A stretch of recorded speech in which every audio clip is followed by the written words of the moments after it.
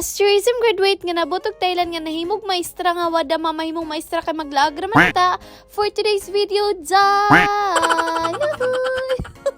This is my outfit for today's video mga kababes, no? At pagpasensyaan nyo na talaga dyan mga kababes, no? Kung medyo kulang talaga yung butones sa Disney Princess ba? Nawala talaga. Hindi ko alam kung saan napunta, kung kinitkit ba talaga.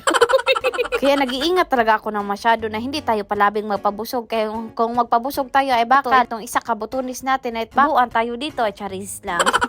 At pagkatapos ay nagdali-dali na akong kumuha sa aking magic broom kaya para makawalis na ako dito dahil medyo late talaga dito ang Disney Princess, no? Nagwalis ako ngayon dahil nasa mood din talaga ako dahil gahapon hindi talaga nagwalis. Kaya medyo madami na talagang bulbul na natagak-tagak dito sa aking floor. Kaya need na talaga siyang walisan para sa ating exciting fart. Ito na utot.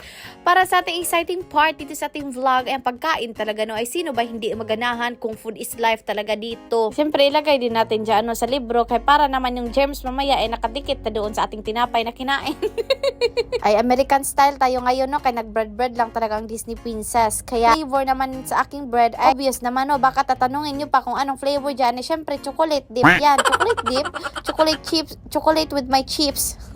Ayusin mo naman, girl. Oy, pag-describe kung ano talaga yung klase na bread na yan. Kaya baka naman masabihan tayo na chocolate with milk yan.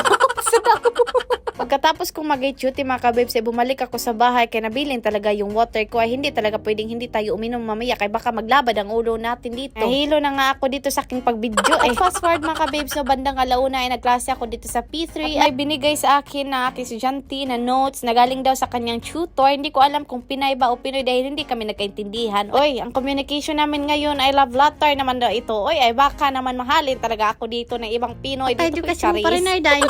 Ay may fans na talaga tayo dito ba? Bandang hapon ng 3:30 mga kababes, no, ay sinama ako dito sa principal dito sa Tachang Market. Dahil every Tuesday lang talaga ng hapon kami lumalabas. Ngayon ay nakalabas na naman kami. Alis lang. Ito pala kami mga kababes, no, huminto kami saglit dito dahil bumili siya ng medisina. Hindi ko alam kung para ba sa kanya o para sa kanyang parent. At hindi talaga pwedeng mawala ang ating pag-video-video, no, kaya para naman may maiad tayo dito sa ating content ba. Fast forward mga kababes, no, ay umuwi na kami dito at syempre humapit dito ako sa room, no, kaya para naman yung mga gamit ko at yung mga katubigan ko dito ay madela ko dito sa bahay. Para makapag-log out ako doon sa aking pagprinta sa aking mga kamay kaya baka hindi ako silduhan. Charis.